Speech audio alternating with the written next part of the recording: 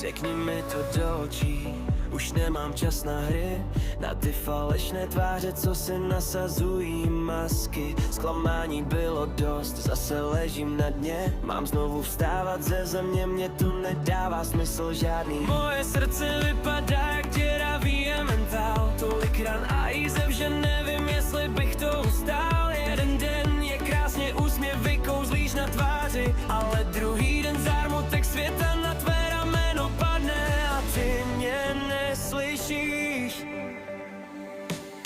Tak mi řekni upřímně, mám zůstat nebo jít? Už nechci prázdná slova, chci konečně čistý list. Chceš mě ještě vůbec nebo máš někoho jiného? Pošli mě pryč, udělej to ty, vezmu si to svoje všechno.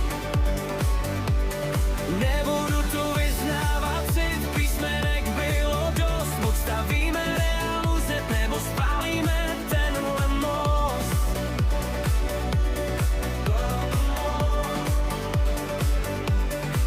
Kreslená videjka, srdíčka na TikToku, to je tvoje láska, tvůj cíl při každém tvém kroku. Skutečný svět si opustila, vzdala se všeho, vyměnila si živý dotek za obraz někoho jiného. Moje slova